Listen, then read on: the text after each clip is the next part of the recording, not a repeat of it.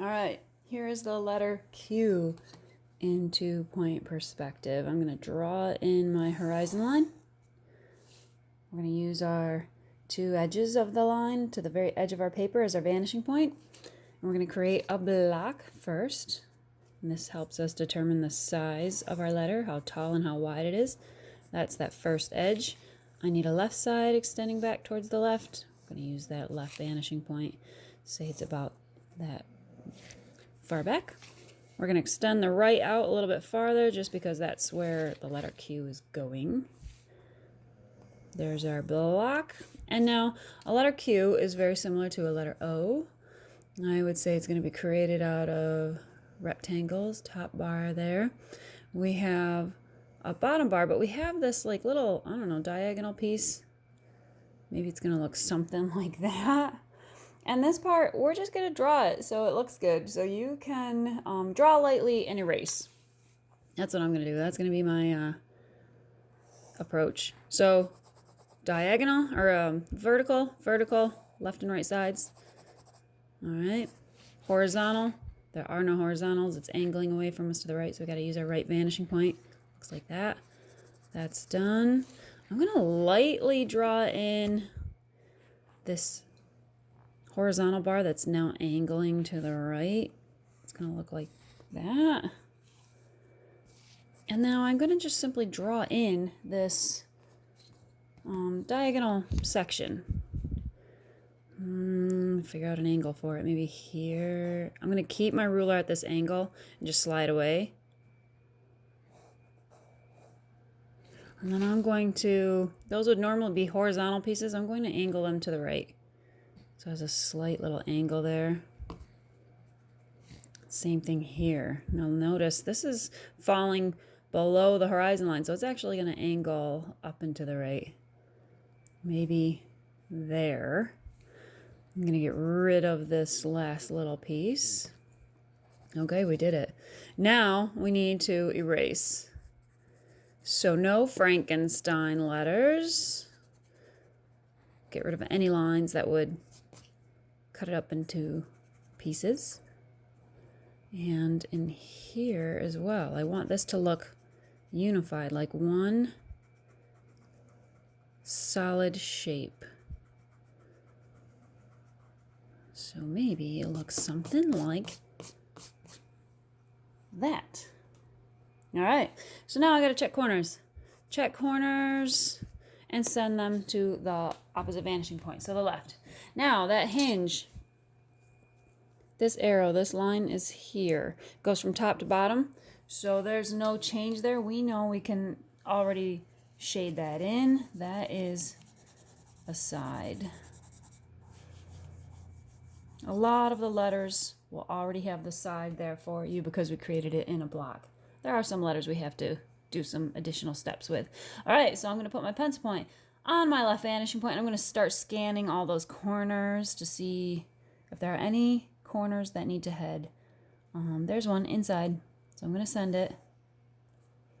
And I'm going to check all the rest of the corners. I'm going to scan this little one. That will go. I'm going to keep scanning. I'd say I got to go below the horizon line, and I still have to add this one. So I'm going to just go a little ways. I'm going to stop there because I think it, that's a good place to stop. All right. So now, shading wise, the side, here's the side. So that's going to be about the same value. So we can shade that in.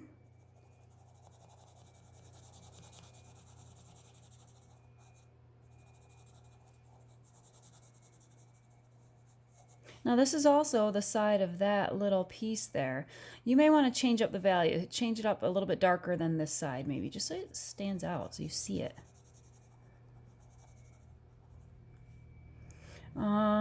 Same thing here. Well, that's if I had a little guy standing up here, I don't know if you can see him. He's looking up. That's the ceiling, so that's going to be darker.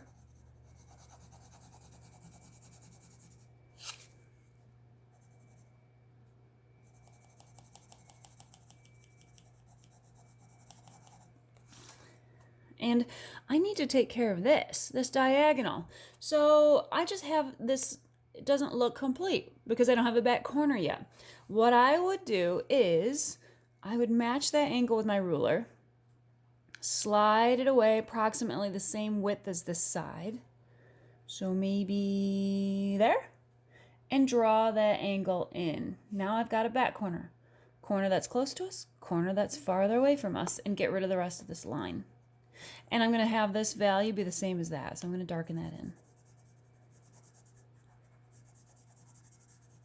And it looks something like that for the letter Q. But what if it was a thin slice? Let's change this up. So let's say it only extends that far back in space away from us. Since it's a side, I'm going to take care of this side right now. I want it to relate. So I'm going to draw that line there, and I'm going to put that corner seam in, and I'm going to draw in my lines. There's an angle there. Now, where we stopped, that's a corner. Front corner, back corner. I'm going to use that back corner to line up with my right vanishing point so that it shows me where the back edge of that ceiling is. I'm going to shade that right in. And then I have to deal with that diagonal piece. So all I'm going to do is I'm going to match that angle, and I'm going to slide it approximately the same width as this side. Draw that in.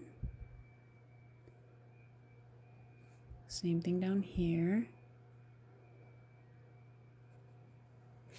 And then I would take my eraser and I would erase everything else away.